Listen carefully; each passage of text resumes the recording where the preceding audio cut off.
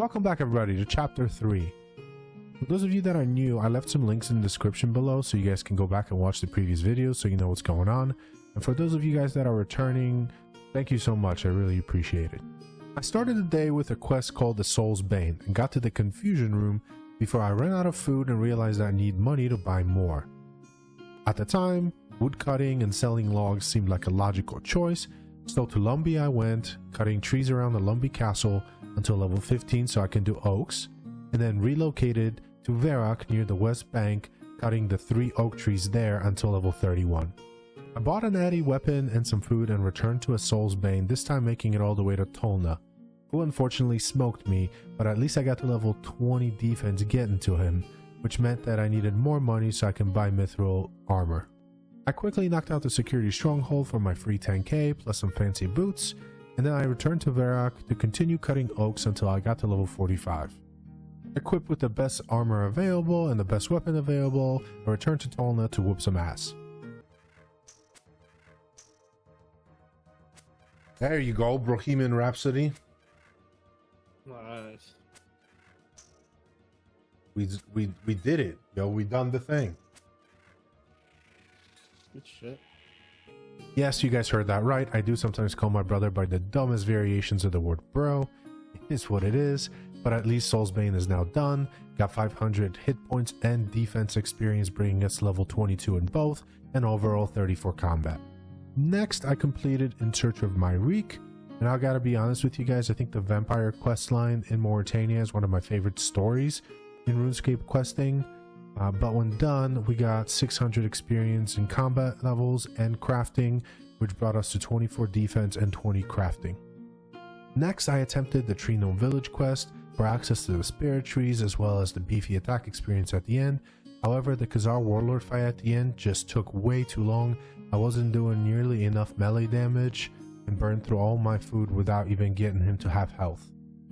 So to drown my sorrows, I attempted Dragon Slayer 1, and once again, in the fight with the final boss, Elvarg in this case, I fell short. I didn't do nearly enough melee damage and did not put any significant dent in the boss's health pool and had to teleport out. I figured since melee wasn't cutting it that I would actually try magic, so off I went to train by enchanting sapphire jewelry first until level 27, and then I switched to emerald jewelry until I got to level 43, and then I superheated some iron ores until I got to level 50.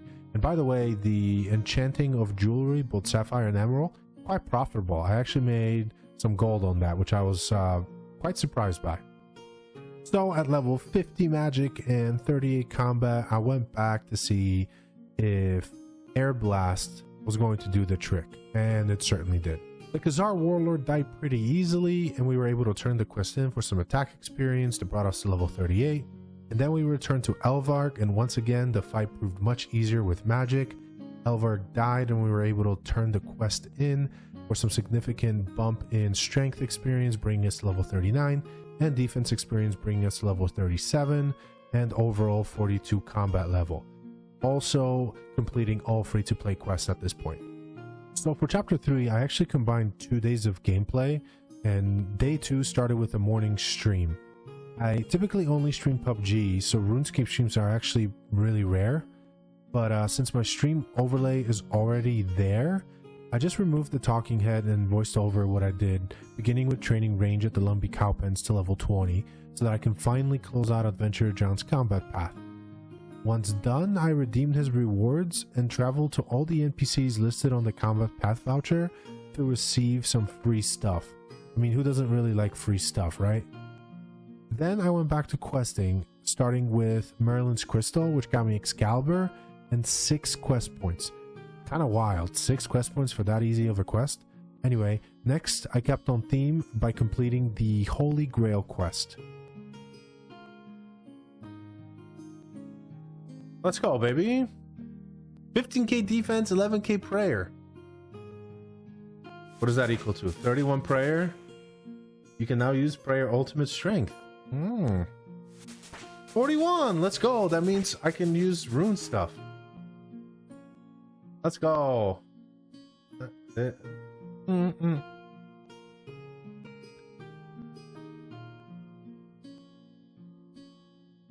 Anyway, that was it for the stream. So back to the talking head now. And next we moved on to the Grand Tree quest, mainly for its ridiculously good rewards. Once we were done, we got a little over 18k attack experience, which brought us to level 43 and 47 overall combat. We also got a little over 7k in agility and 2k in magic, and we also got access to the gnome glider, which is going to be really important for the character. Alfred Grimhand's bar crawl was next. It's a mini quest that just has to be done, plus it's really nice to be able to smash your empty vials.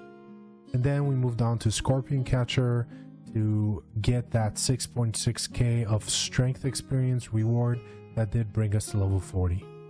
So at this point I decided I kind of need a questing challenge, and I figured that the underground pass was going to deliver that. But first we needed to accomplish a few quests, the first one being the Plague City, which did give us a little over 2k of mining experience that brought us to level 20. Next we completed the Biohazard quest, which gave us 1.2k in thieving experience, bringing us to level 10, also access to West Arty. So with those two quests complete, the last requirement for the underground pass was to get to level 25 range. So off to the Fremnik rock crabs we went to train our range. We did get it to level 30 just because it's a prettier rounder number, and with that we were ready to undertake the underground adventure. Real talk, as far as iconic RuneScape quests go, for me, the Underground Pass is certainly in the top 5. It's a dope quest with a great story, some challenge, some frustration, and an incredible sense of accomplishment when you're done. And for some reason, I know this might sound weird, it feels like a quest that's meant to be played in the middle of the night, so I typically do. It just makes things more visceral. I don't know, it might just be me. Anyway, when we were done, we received 3k experience in attack and 3k experience in agility, which did bring us to level 51 agility. But most importantly, it gave us the Iben staff, which is a staple weapon for mid-tier questing and bossing. To wind down for the day from all the excitement and the questing, I decided to go train mining and also to sell the ores because I needed money. Anyway, off to Verak we went and we trained mining ore until we were level 41.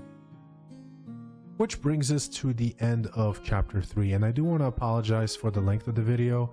I aim to have these videos be about 5 minutes, but there was a lot of content to cover today, and I promise. Hey baby, you gotta photobomb this? Yeah, you're gonna photobomb this? Anyway, I am going to try to do my best to compress all the content into a more manageable and digestible time frame moving forward. Anyway, sorry about that, she had to go. But here's the progress for the chapter, and we made some significant strides for the account. We went from 284 total skill to 508, which is insane, and we knocked out a couple key quests for the account. Super important. For chapter 4, you guys can expect some more training, some elves, maybe some Slayer. Anyway, thank you so much for hanging out in this video, and I really hope to see you guys in the next one. If you guys have any feedback, just leave it in the comment section, and I promise I'll do my best to try to get to it. Otherwise, y'all have a wonderful, wonderful rest of your day. Bye-bye.